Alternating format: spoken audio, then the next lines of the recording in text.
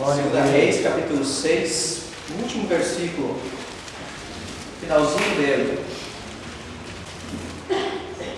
Amém? Amém. Enquanto falava Eliseu, o rei apareceu acusando: esta calamidade vem do Eterno. O que mais eu poderia esperar do Eterno? Um bom tempo atrás, na época de Hitler, existia um judeu chamado Stanislaw Lech. Vivia na sua cidade e os nazistas chegaram até a casa dele, capturaram ele por ser judeu, prenderam ele com toda a família e levaram ele com a família para um campo de extermínio chamado Auschwitz, onde as pessoas eram mortas por não serem alemãs, por não serem de sangue ou de pele branca, ou enfim, o Hitler queria uma nação, tornar o mundo um povo puro, e ele estava exterminando muitas pessoas. E Stanislaw Lech era uma pessoa que estava para ser exterminado com toda a sua família, porque foram levados até esse campo de extermínio. Nesse campo de extermínio, quando Stanislaw chegou, ele questionava todas as pessoas que ele encontrava: como a gente pode fazer para fugir daqui, para sair desse lugar? Eu preciso sair daqui, eu não posso ficar aqui, se eu ficar aqui eu vou ser morto. A família dele toda foi morta, a esposa e os filhos foram mortos, e ele permaneceu prestando serviços forçados, trabalho escravo, até que um dia ele, com essa pergunta, com essa indagação, todo mundo dizia para ele: não seja louco, daqui não tem como fugir, o nosso destino está marcado. Até que um dia ele, voltando do campo de trabalho, ele viu um caminhão onde as pessoas mortas eram carregadas depois que saíam da câmara de gás e levadas até uma cova cavada fora do campo de extermínio e depositadas ali. Ele viu aquele caminhão e brilhou uma luzinha: acho que eu achei uma forma de sair daqui. No dia seguinte, ele se despiu completamente, nu, se lançou no meio daquele caminhão e torceu para que ninguém visse ele. Ele, deitado no meio daquele caminhão, veio uma patrola e depositou mais uma quantidade de corpos em cima dele. Isso é um fato verídico. Ele não aguentava o cheiro do corpo morto, dos corpos mortos. Ele ficou quietinho ali até que o caminhão começou a se mexer. O caminhão saiu, andou durante um determinado tempo, chegou até a cova e depositou os corpos como se fosse bagaço, lixo, na cova. Stanislaw ficou quietinho dentro da cova até que escureceu. Quando ficou escuro, de noite, ele saiu daquela cova e correu aproximadamente 70 quilômetros de braços abertos para a liberdade. Aí eu pergunto para vocês, para a gente começar a nossa palavra hoje de noite: ele tinha motivos para fazer isso se a família dele toda ficou lá? Será que Stanislaw não se perguntou algumas vezes: por que eu fui escolhido, por que eu fui capturado, por que eu tenho que passar por essa situação? Eu não sei o resto da história de Stanislaw, mas Stanislaw teve a atitude e buscou uma saída quando o destino dele era a morte. Ok? Vamos para a palavra. Eu li para vocês um texto que fala do povo de Israel na cidade de Samaria, que foi cercado pelo rei Ben-Hadad da Síria. Ben-Hadad cercou toda a cidade de Samaria, a região de Samaria, e o povo de Israel em Samaria não podia sair. Eles estavam impedidos de entrar, de sair, estavam como que numa prisão dentro da própria casa deles. Okay? Isso a gente vê nos versículos anteriores, a partir do versículo 24. Não vou ler os textos todos para vocês, para a gente otimizar o nosso tempo. Ninguém podia entrar, ninguém podia sair, e possivelmente o povo de Samaria não estava esperando esse ataque e esse cerco. Se eles estivessem esperando, talvez o exército estivesse de prontidão para impedir, para combater o cerco. Uma vez que uma cidade está sitiada, está cercada, é difícil, porque ela está toda ela no entorno cercado. É difícil você investir porque o exército que está ali, o inimigo está armado, pronto para matar. Eles querem tomar a cidade. Se eles estivessem esperando, eles ou estariam armados, prontos para resistir, ou talvez até mesmo teriam feito um estoque maior de comida, para que pudessem sobreviver um tempo a mais. A sequência do texto nos mostra que é uma situação muito triste. O cerco tomou tanta intensidade que o povo começou a passar seríssima necessidade. A comida dentro da cidade estava acabando. E se está acabando e você tem um monte de boquinha para alimentar, a gente começa a brigar pela comida que ainda tem, para sobreviver. Vocês imaginem Nova Petrópolis se nós não tivéssemos energia elétrica de fora do município. A cidade não tem produção de energia, ela depende de fonte externa. Alimento, quanto alimento é produzido na cidade de Nova Petrópolis? Se a cidade fosse sitiada, cercada e nenhuma comida externa pudesse vir para dentro de Nova Petrópolis, quanto tempo nós aguentaríamos até que os mercados fossem roubados, todo mundo querendo levar o resto de comida para casa para poder ter o que comer e sobreviver? Samaria foi sitiada, cercada, nada podia entrar, nada podia sair. Eles tinham apenas os recursos ali dentro, os recursos de dentro da cidade. E a gente se dá conta de uma situação, quando uma cidade é sitiada ou cercada, os recursos que já são muitas vezes limitados começam a se reduzir mais ainda. Eu falo de recursos de alimentação, e no sul principalmente, mas outras coisas também. A cidade sitiada, cercada, os recursos começam a diminuir, limitação de recursos. E aí começou a ter uma fome terrível. O pessoal começou a passar literalmente fome, não tinha mais o que comer. É bem tranquilo a gente fazer um jejum, né, irmãos? A comida tem um cheirinho diferente quando a gente está com propósito de jejum, mas a gente aguenta porque sabe que amanhã vai comer. Ou de noite vai comer. Agora tu imagina tu ter que fazer um jejum forçado porque não tem o que comer, sem expectativa nenhuma de poder comer amanhã ou depois de amanhã. É literalmente pegar aquele chocolatezinho que sobrou e dar uma beliscadinha e... foi minha janta. Não tem expectativa, perspectiva. A cidade estava sitiada. E aí eu quero começar a trazer uma primeira aplicação para as nossas vidas. Gente, olha o que dá para tirar disso para nós. Se as nossas vidas estão de alguma forma cercadas, talvez a gente esteja começando a passar por limitações nas nossas próprias vidas que a gente nem percebe que é oriundo, que vem porque a nossa vida está cercada de alguma maneira por algo. Exemplo, talvez a nossa vida esteja cercada por pequenas mentiras. E aí a gente não percebe que essas pequenas mentiras cercando a nossa vida, nosso viver diário, começam a limitar os recursos de Deus nas nossas vidas, começam a limitar as bênçãos de Deus nas nossas vidas, por causa de uma pequena mentira que começa a cercar nossas vidas.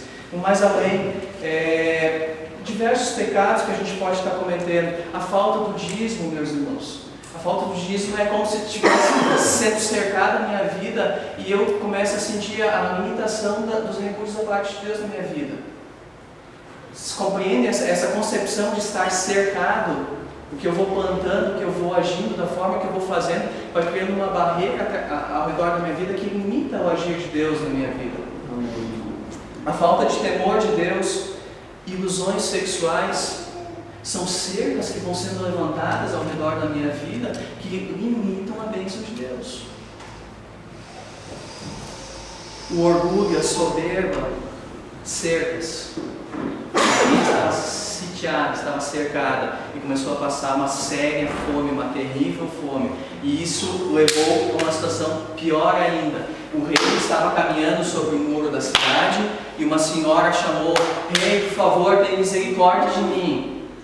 E aí o rei deu atenção para ela e disse o seguinte: o que eu vou fazer para ti se Deus não intervém a teu favor? Mas o rei prestou atenção: o que você tem? Qual o teu problema?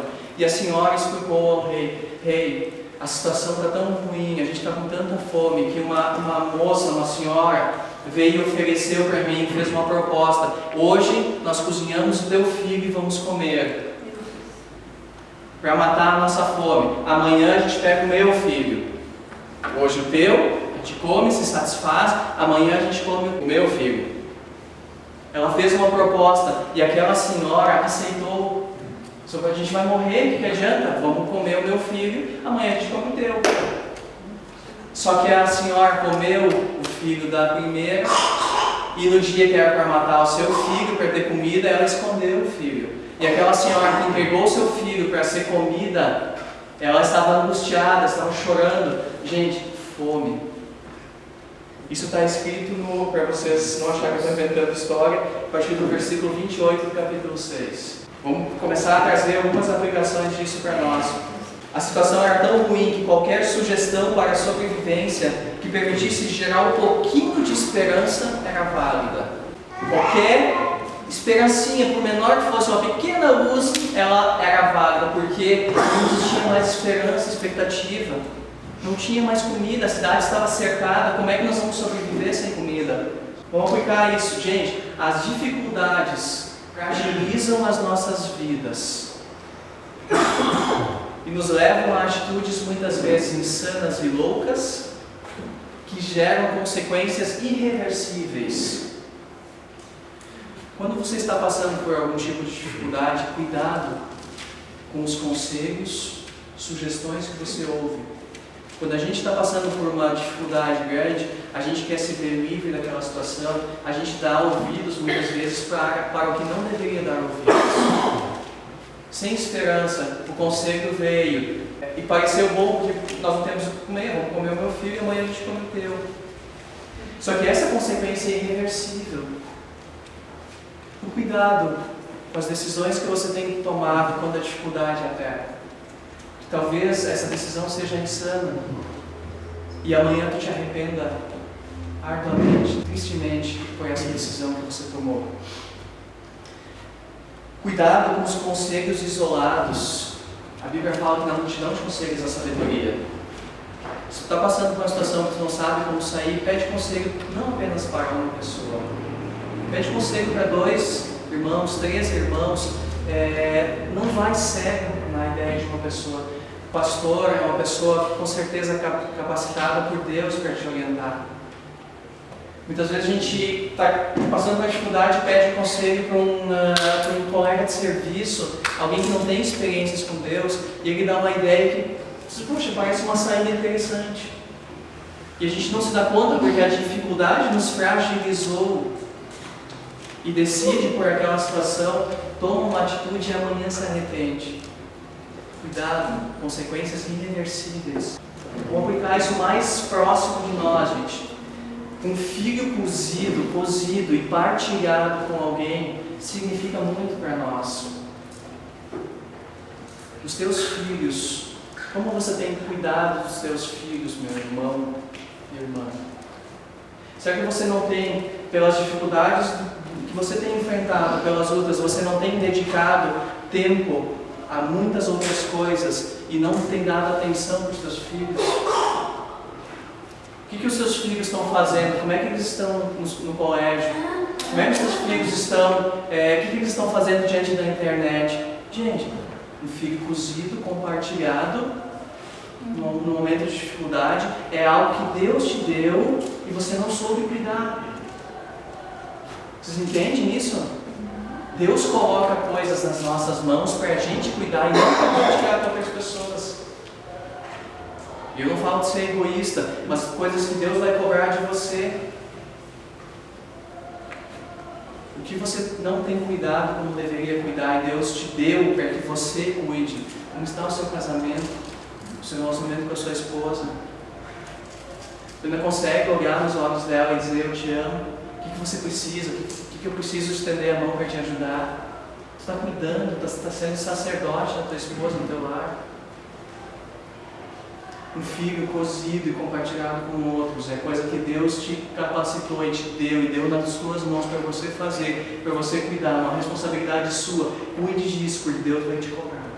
Não troque as coisas que Deus te deu para você cuidar por alguma esperança, uma expectativa falsa que alguém apresentou para você.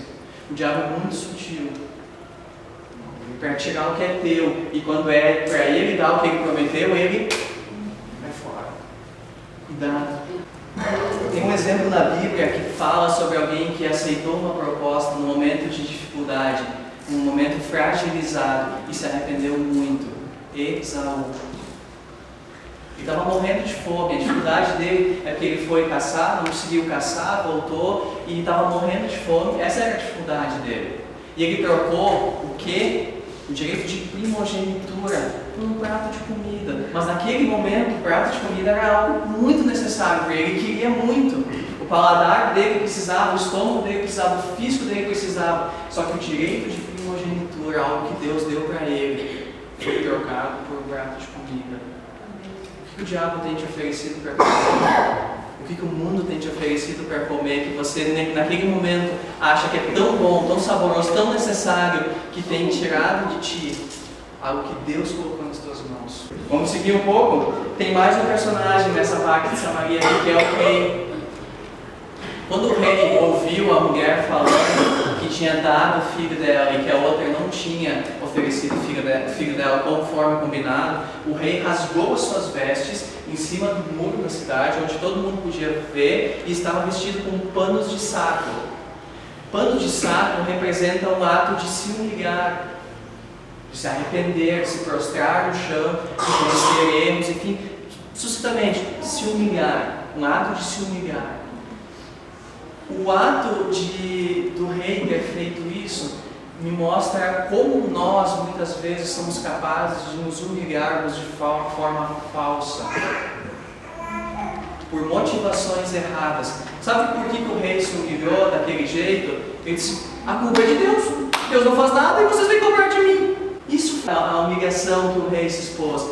Se a gente seguir o texto, diz exatamente isso. Foi o rei que chegou e disse o seguinte: esta calamidade vem do Eterno. O que mais eu podia esperar do Eterno? O que mais eu podia esperar de Deus senão calamidade? Ele estava questionando Deus e nisso ele se vestiu de pano de saco. Meu irmão, por que motivo você tem se humilhado diante de Deus? Pelos teus próprios interesses? Por que tu tem chorado diante de Deus? Por que tu tem dobrado os teus joelhos e orado? Qual tem sido o teu clamor diante de Deus? Pela tua própria vida? Por mim, por eu, mim, pelos meus? Quando a dificuldade aperta, é muito fácil transferir a culpa. O rei estava transferindo a culpa para Deus. Primeiro para Eliseu, porque ele disse o seguinte: eu quero ver se até hoje à noite o pescoço de Eliseu ainda vai estar conectando a cabeça e o corpo. Eu vou dar um jeito no Eliseu, no homem de Deus. Quem é o homem de Deus? Ele é o porta-voz de Deus, então é culpa dele também que nós estamos passando por essa necessidade. Se ele tivesse feito alguma coisa, a culpa sendo transferida. Transferindo a culpa para alguém e para o próprio Deus. Como nós, sem perceber, muitas vezes fazemos isso. Pô Deus, tu te esqueceu de mim, cara. Tu não percebe a dificuldade que eu estou passando. Tu não percebe a luta que eu estou passando, Deus. Tu não está se importando comigo. Qual é o teu problema, Deus? Estou eu aqui passando por uma dificuldade e tu está aí se comigo. A gente começa a transferir a culpa para Deus. Tu sabe que tipo de humildade Deus quer de nós? Aquela humildade que quando eu erro, eu me prostro e reconheço e choro pedindo perdão e a misericórdia de Deus para que a sentença, o juízo dele não venha sobre a minha vida.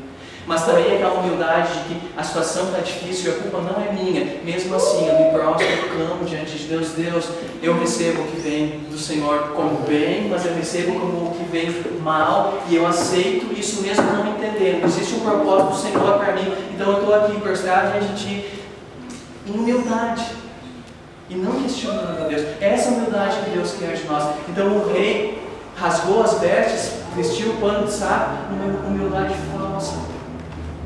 Nós precisamos cuidar com a motivação pela qual nós nos prostramos e rendemos diante de Deus.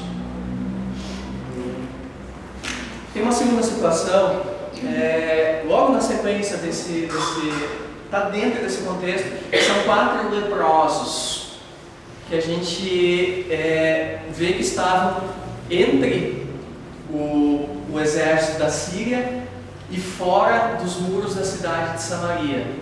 Da região de Samaria. Leprosos, lepra é uma doença contagiosa, então eles estavam ali contra a vontade deles, com certeza nenhum deles quis essa lepra, eles estavam ali do lado de fora da cidade, a ponto de morrer. O povo estava passando necessidade dentro, eles também estavam ali em uma situação delicada. E o exército, a qualquer momento podendo atacar, estava ali, uma situação bem desfavorável. Eles não tinham um relacionamento com seus familiares, porque eram leprosos, não podiam ter esse vínculo social, estavam fora da comunidade, estavam fora dos portões da cidade, excluídos, sentados, sem atitude e sem ocupação. Estavam ali, esperando o tempo passar e a morte chegar. 4 leprosos, nesse mesmo fato. Pessoas sem perspectivas, simplesmente esperando o tempo passar e a morte chegar. A lepra, gente, ela pode ser uma doença psicológica que faz com que eu me isole do convívio social, que eu me isole da minha família, que eu me isole da minha igreja, achando que eu não tenho condições de contribuir em nada de bom para os outros. Você já ouviu falar de depressão? Lepra isolou eles por causa da possibilidade de contágio. O depressivo, muitas vezes ele acha, o que de bom eu vou fazer para contribuir com o pessoal na igreja, no ministério de louvor? O que eu posso fazer para contribuir? Nada, então eu vou ficar na minha. Uma lepra espiritual que restringe o teu agir e o que você pode fazer no reino de Deus. Seja dentro da tua família, seja no teu trabalho. O que eu vou fazer no meu colégio? Tenho ali 50 colegas, ou 20 colegas na minha sala. O que eu vou falar para eles que eu possa abençoar eles? Vão tirar a chacoalhada de mim. E aí a gente leproso dá um passinho para trás e ó. A lepra pode ser no coração e na alma. Gente, muito sério. Ela atinge a nossa alma e o nosso coração da seguinte forma: eu estou em casa com a minha família, mas eu não me envolvo mais com a minha família. A mente está longe, a responsabilidade, o senso de como é que você está tudo bem, o senso de parceria, de cumplicidade não existe mais. Eu compartilho espaço físico com a família, com a esposa, com os filhos, com colegas de trabalho, mas alienado pela lepra, com a mente distante por causa da lepra, você está afastado, não se preocupa, não se envolve, não acredita que pode abençoar, não acredita que pode contribuir além de prover o sustento básico. E eu falo para os pais, para os chefes de casa: meu irmão, o teu papel é muito mais do que trazer comida para dentro de casa. Esse talvez seja o menor dos papéis, embora seja muito responsável. O teu papel é ser sacerdote do teu lar. Como é que tem sido o teu sacerdócio dentro de casa? Tu ainda acredita que tu pode abençoar o teu lar? Alienado do convívio social, eu não posso fazer nada de bem para eles. É uma coisa muito sutil estar presente fisicamente, mas estar ausente do lado de fora dos portões ao mesmo tempo. E muitas vezes a gente enfrenta isso, a gente vive isso. Amém. Ambas essas duas situações, elas não representam tanto o povo cercado, nós cercados por situações, os leprosos afastados, não representam a plenitude da vida que Deus tem para nós, sem dúvida não. Deus tem muito mais para as nossas vidas do que a gente pode ver nessas duas situações. Então vamos seguir. Entra em cena o profeta Eliseu. O profeta Eliseu era um homem de Deus, que tinha diversas vezes falado, Deus tinha feito, tinha recebeu palavras de Deus, trouxe ao rei, trouxe a pessoas e se cumpriu. Talvez você duvide em seu coração, apenas talvez, de que Deus pode usar uma pessoa que toma um lugar aqui no culto para compartilhar uma palavra, como sendo voz de Deus para a tua vida. Talvez você esteja duvidando disso, ou já duvidou diversas vezes. Gente, Deus usa pessoas normais. Deus usa pessoas. Deus pode me usar, Deus pode te usar aqui compartilhando uma palavra, mas numa rádio ministrando uma palavra, numa canção ministrando uma palavra. Não duvide da capacidade de Deus falar através de outras pessoas. Amém. Abre teu coração, porque a bênção de Deus, quando Deus fala através de uma pessoa, só nos atinge se a gente abrir o coração e deixar aquilo nos alcançar. O profeta trouxe uma palavra de fé que era impossível pela razão humana. Olha lá, o capítulo 7, versículo 1 diz o seguinte: Eliseu disse: ouçam o que diz o Eterno, a fome acabou. Amanhã, a esta hora, haverá comida em abundância. Gente, a razão não alcança isso. O que contei para vocês? A fome era tanta que chegaram a comer uma criança. Fizeram um guisado da perninha dos... Imagina! A fome era muito grande, gente. Agora chega uma pessoa e diz: não, amanhã a essa hora vai ter comida em abundância. Como a razão vai entender ou explicar isso? Era uma calamidade grande, gente, não era pouca coisa. E agora o profeta vem e fala isso. Deus, Aleluia. Qual foi a reação do servo, do ajudante pessoal do rei? Ele disse: tu falou, cara. Quer que a gente acredite nisso? Quer que a gente acredite nisso que tu está falando? Olha o que a gente está vivendo, o que a gente viveu nos últimos dias e o que a gente está vivendo agora. Tu quer que a gente acredite nisso? Quem disse que a vida precisa ser conduzida pela razão humana? Tu tem feito planos? Tu tem feito planos com a tua vida, com o dinheiro que tu recebe, com o trabalho? Eu vou fazer amanhã isso, depois amanhã eu vou fazer aquilo, vou conquistar isso, vou fazer aquilo. Quem disse que a vida deve ser conduzida apenas pela razão humana? Quando a gente conduz a nossa vida apenas pela razão humana e não acredita que Deus pode mudar a situação de hoje para amanhã, drasticamente, abruptamente, de uma forma maravilhosa, através de um milagre, se a gente confia apenas na nossa razão e conduz a nossa vida pela nossa razão, a nossa vida nunca chegará à plenitude. A nossa vida nunca será abundante e plena. Amém. Porque é nossa. E os pensamentos de Deus para nós são muito maiores do que a gente mesmo consegue imaginar. Tem muitas coisas no reino de Deus, na nossa vida, que a gente não precisa entender. A gente não precisa entender, mas a gente quer entender, não precisa entender. A gente tem que viver em submissão ao Senhor. Quanto mais tempo expostos ao problema e à dificuldade, maior dificuldade a gente terá de acreditar que a situação pode mudar. Isso é humano.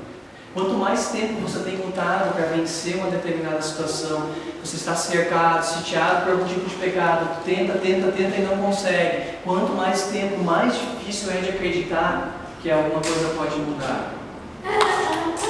A atitude e a palavra do ajudante do rei, que disse: você está esperando que a gente acredite nisso? Demonstra uma coisa: ele não tinha experiências com Deus e não sabia o que Deus já tinha feito no passado. Deus poderia enviar codornizes para sustentar o povo.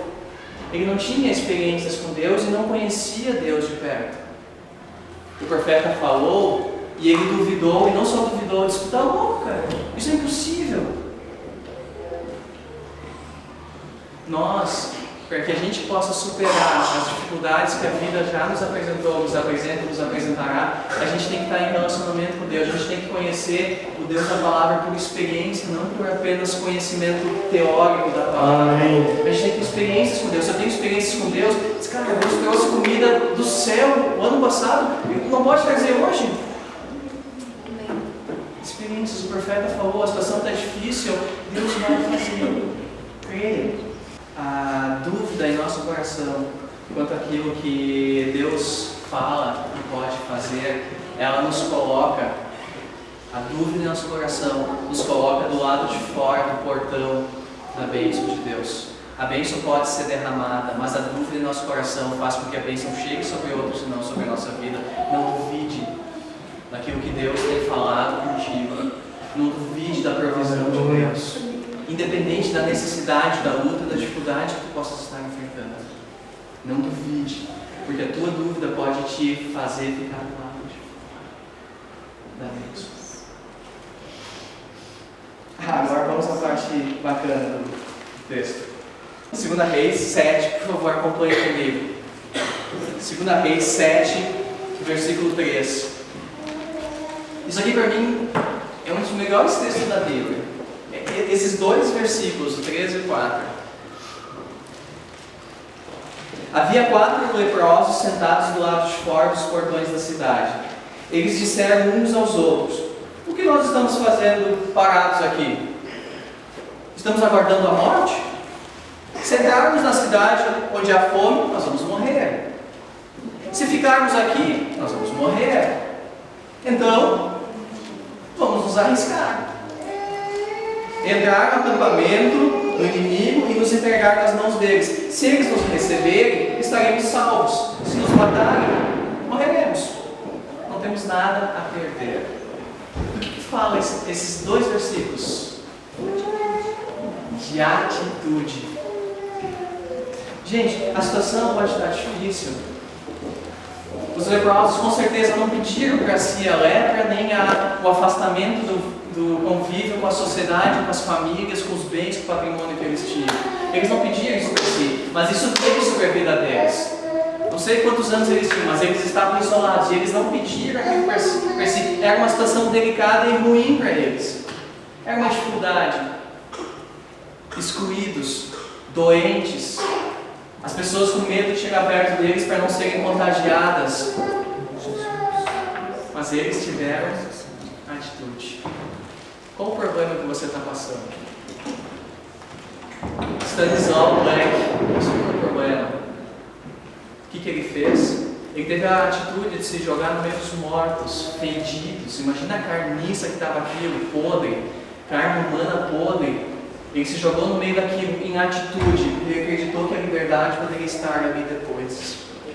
Ele não ficou parado. Se ele tivesse ficado parado, trabalhando ali dentro do campo de extermínio, qual seria o destino dele?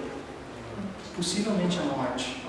Não sei o que aconteceu com ele depois, mas ele alcançou a liberdade. Que tipo de atitude você tem tido diante das dificuldades, das batalhas, das lutas que você tem enfrentado? Acomodação? O que eu vou fazer? Eu estou pedindo ajuda para as pessoas. Como é que eu posso sair daqui? Ninguém me dá muita esperança, ninguém me dá uma luz. O que você tem feito? Atitude. Atitude.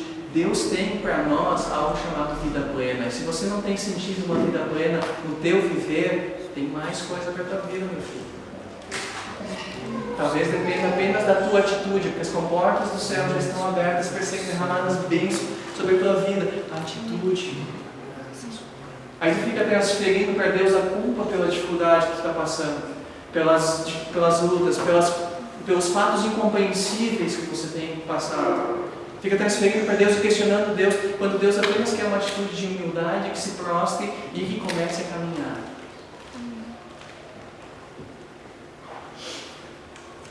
Vamos gerar tudo isso numa aplicação para nós? Vamos trazer todos esses fatos numa aplicação mais direta para nós.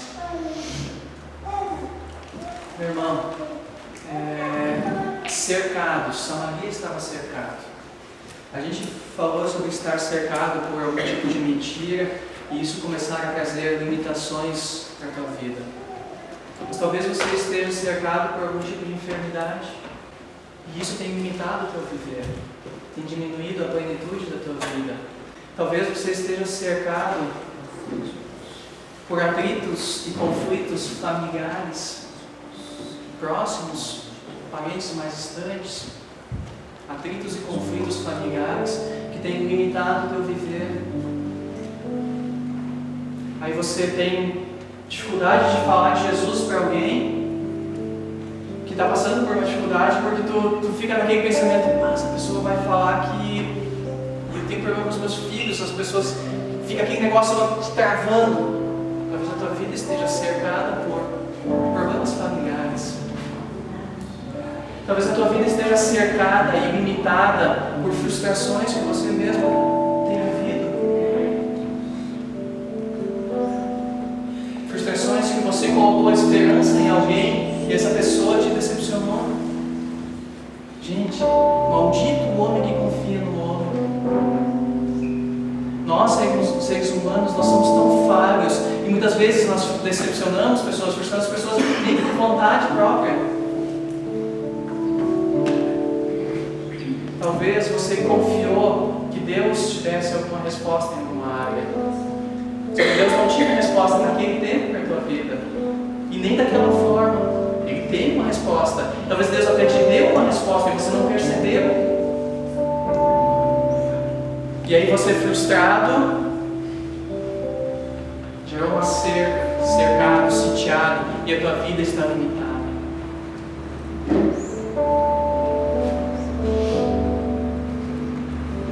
Deus não tem me abençoado financeiramente.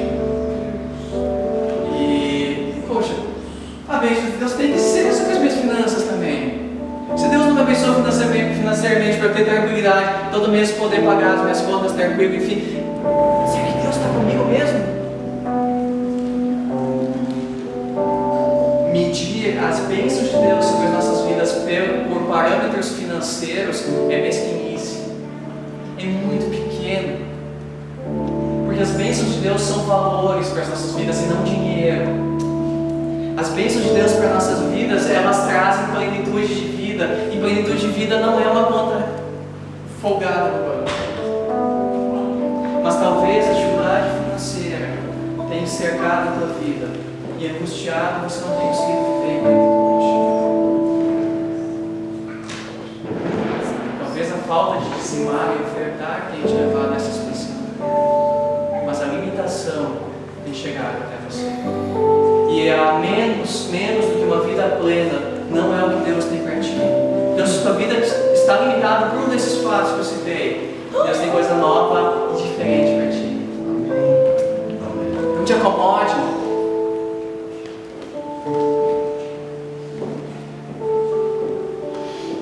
Talvez a tua vida esteja cercada, meu irmão, por fatores espirituais. O mundo espiritual é real e o diabo consegue criar amarras em nossas mentes e a gente muitas vezes não se dá conta e ele vai travando a nossa fé, nos impedindo de caminhar, nos impedindo de avançar por coisas talvez do passado. Brechas no passado foram abertas no mundo espiritual e ele conseguiu pegar o dedinho do pé e ele está segurando. Isso está limitando a tua vida. Deus rompe. E talvez Deus diga agora, amanhã a situação será diferente. Chega dessa limitação. Eu quero romper com isso, eu vou romper com isso hoje. E vida plena para ti. Talvez a tua vida esteja limitada por causa da mentira.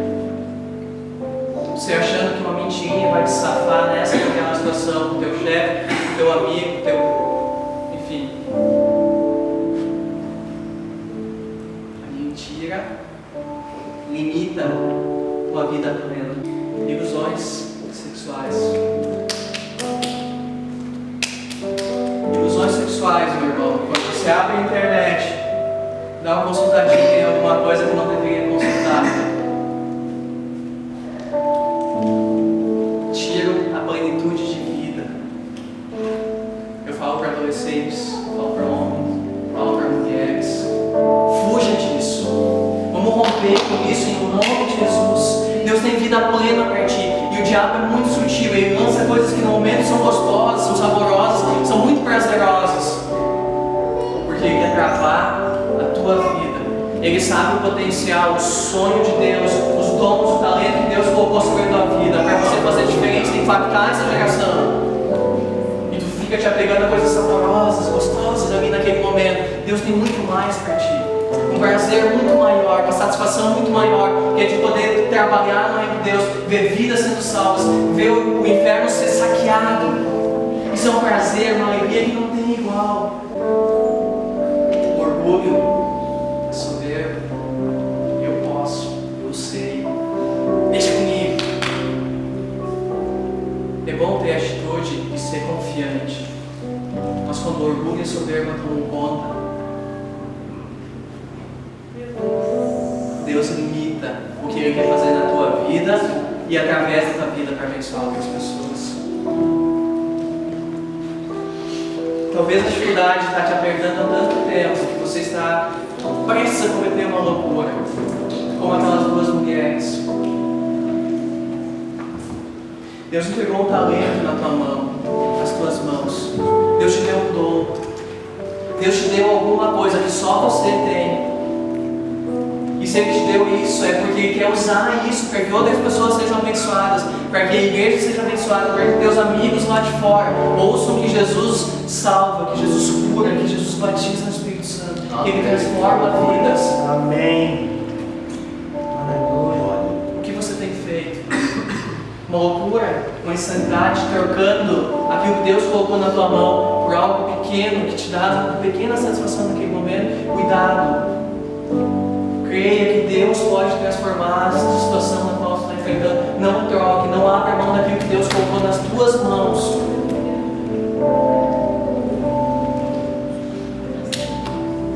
Se a dificuldade está pegando, se a ansiedade está grande, a angústia, eu não sei mais o que fazer, dobra o joelho e clame. Espere. A resposta de Deus pode vir de uma forma diferente do que você está imaginando, está querendo, mas a resposta de Deus vem. Deus não tem prazer no padecimento dos seus filhos. Deus não tem prazer que nós passemos por dificuldades e angústias. Ele necessita disso muitas vezes para que nós sejamos lapidados, para que a gente perceba que a gente mesmo não tem valor. A gente precisa muitas vezes se humilhar no pó para reconhecer quem é Deus nos nossos filhos. Talvez o momento seja de se humilhar sinceramente. Talvez o momento seja, por culpa tua, reconhecer o teu erro e clamar pela misericórdia de Deus. Mas talvez o momento seja de você se humilhar mesmo, que a culpa não seja tua, meu irmão. Talvez você está tentando vencer essa situação dando de frente. Estou certo, talvez esteja certo. Mas experimente dobrar os teus joelhos e clamar a Deus. E deixar de bater de frente. É Deus que vai abrir a porta. É Deus que vai fazer acontecer. É Deus que vai curar. É Deus que vai transformar essa situação. Não é pela tua força.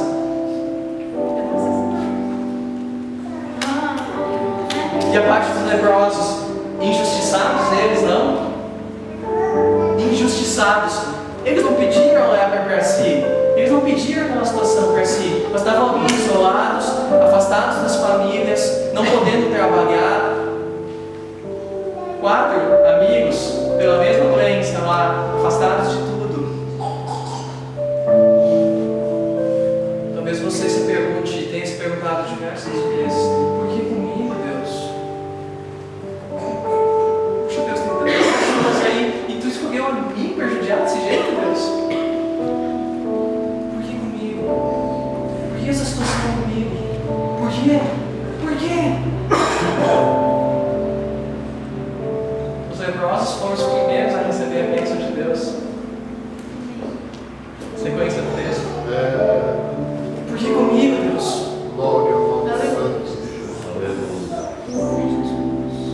Talvez vencido pela depressão silenciosa dentro de ti, você apenas cumpre o ritual diário de acordar, tomar o teu café, ir para o serviço, almoçar, ir para o teu serviço, jantar, ir para casa, para a faculdade, dar um beijinho na bochecha da esposa. Vamos dormir. Talvez uma depressão silenciosa dentro de ti tenha limitado a vida plena que Deus tem para ti. E a gente precisa romper isso.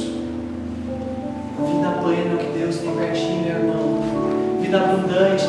Vida onde tu pode sorrir sem motivo. Pode ser um bobo sorrindo, mas é Deus contigo te abençoando, te provisionando as necessidades.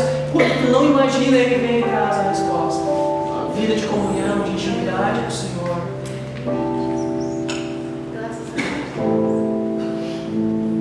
Nós não precisamos entender todas as situações, todos os caminhos, mas aceitá-los pela fé diante de Deus e buscar nele forças para uma novidade de vida, vida plena e abundante. Entender vem da nossa razão. E a nossa razão, muitas vezes, ela é cheia de preconceitos, conceitos que nós achamos que a coisa tem que ser desse ou daquele jeito. Enquanto nós estivermos apegados a entender da nossa maneira, baseado na nossa razão, nós vamos limitar o agir de Deus em nossas vidas. Aceite o que Deus está te oferecendo. Seja bom ou aparentemente ruim, Deus tem um caminho para isso. Te humilha diante dele e Ele vai te exaltar. A humildade precede a honra. Te humilhe com a motivação correta, com a motivação sincera. Eliseu disse: ouçam o que diz o Eterno, a fome acabou. Amanhã, a esta hora, haverá comida em abundância. Tu ainda acredita que Deus faz milagres? Amém. Tu acredita que Deus faz milagres? A situação pode mudar de hoje para amanhã, assim, da água para vinho? Pode? O que tu está precisando que mude na tua vida? Isso tu acredita que Deus pode mudar também? Quanto tempo tu está peleando, batalhando para mudar essa situação e não tem mudado? Não conseguiu, não alcançou. Deus faz milagres. Glória a Deus.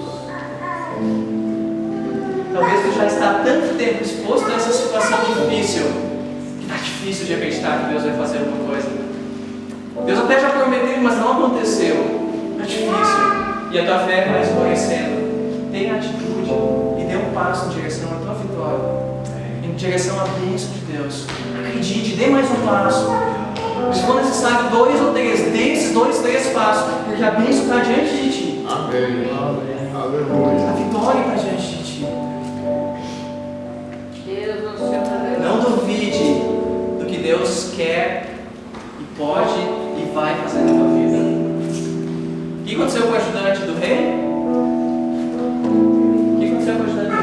Quando a bênção veio, a cidade inteira saiu quase que numa manada para buscar as bênçãos da provisão do Senhor. E aquele ajudante do rei foi pisoteado e morto na porta da cidade. E o profeta tinha dito: a bênção chegará, mas porque você duvidou, você não vai comer dela.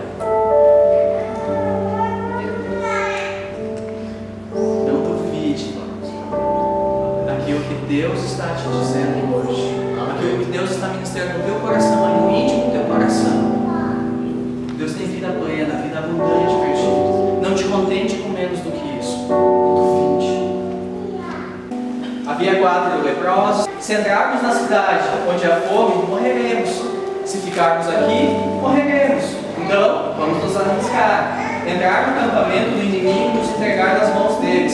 Se eles nos receberem, estaremos salvos. Se nos matarem, morreremos. Não temos nada a perder. Assim, depois do pôr do sol, eles foram para o acampamento do inimigo. Quando chegaram perto, ficaram surpresos.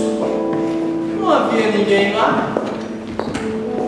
O Senhor tinha enganado o exército do inimigo com um barulho de cavalos e de um poderoso exército. Eles disseram uns aos outros: o rei de Israel contratou os hititas e os egípcios para nos atacar. Em pânico, fugiram à noite, deixando para trás tendas, cavalos, jumentos e tudo que havia no acampamento. Os 4 leprosos entraram numa tenda e comeram e beberam à vontade. Não tinha fome e sede, onde eles precisavam comer o corpo de uma criança. Não tinham passado 24 horas ainda. Depois apanharam prata, ouro e roupas e os esconderam. Riquezas. Voltaram e entraram em outra tenda. Carregaram o que puderam levar para o seu esconderijo. Até que disseram uns aos outros: isso não está certo, hoje é dia de vitória. Estamos desfrutando isso sozinhos. Se aguardarmos até amanhã, seremos descobertos e castigados. Vamos levar a notícia ao palácio real. A bênção chegou primeiro aos leprosos, no tempo que o profeta tinha dito. A gente for ver 2 Reis 7:17, diz assim: aconteceu exatamente o que o homem de Deus tinha dito. O que Deus está te dizendo hoje? Qual é a bênção? Qual é a palavra de vitória que Deus está ministrando na tua vida agora? Atitude, passos pela fé, mesmo que tudo pareça contrário. Dê um passo a mais, meu irmão. Dê mais um passinho.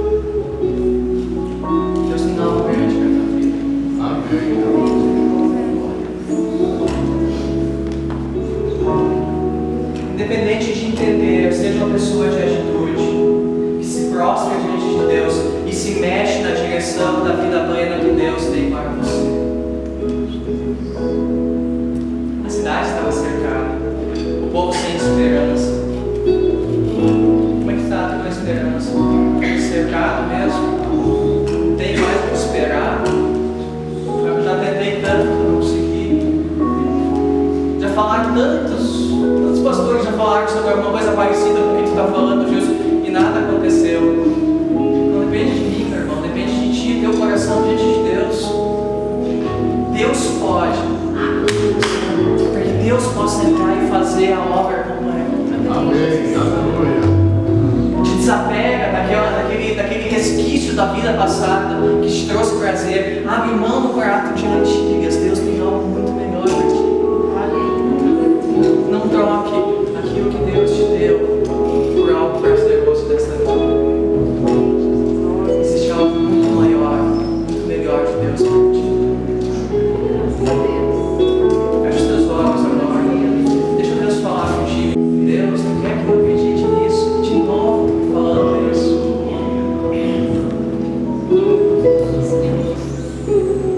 Não duvide o teu coração. A fé precisa ser exercitada. E quando ela é exercitada, ela cresce. Nos leva a coisas maiores. Nós queremos orar por ti, abençoar a tua vida, ministrar de Deus na tua vida. Se alguma coisa disso que foi ministrado hoje tocou o teu coração, convite aberto, venha até com frente, te prostre diante do Senhor aqui. E nós queremos orar pela tua vida, rogar a bênção de Deus, a provisão de Deus, a cura de Deus. Chega de cerca, de restrição à plenitude da vida que Deus tem para ti. Chega. Deus quer que você seja bênção na vida de outras pessoas. Deus quer que você seja ministro dele no teu trabalho, no teu colégio, na tua família, na tua casa, com os teus vizinhos. Deus quer e Deus tem essa plenitude para ti.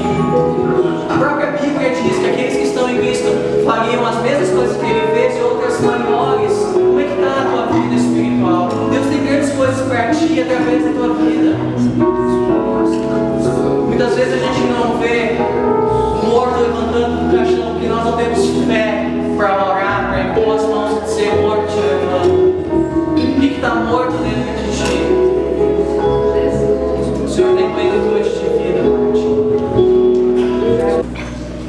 O inimigo escutou um exército e fugiu. A razão humana explica isso. Profetizo na tua vida esta noite. O inimigo da tua vida escutou um exército, um batalhão da parte do Senhor. Compartilhe contigo. Tome posse disso. Amém. Aleluia. Reino espiritual é pela fé. Não é pela razão. Glória à fé. Agora, tua atitude diante de Deus precisa mudar. Dificuldade, coração quebrantado, contrito. Busca intimidade no Senhor. Porque a bênção dele mergulhe na tua vida. E não deixe de abrir a tua boca para semear na vida das pessoas.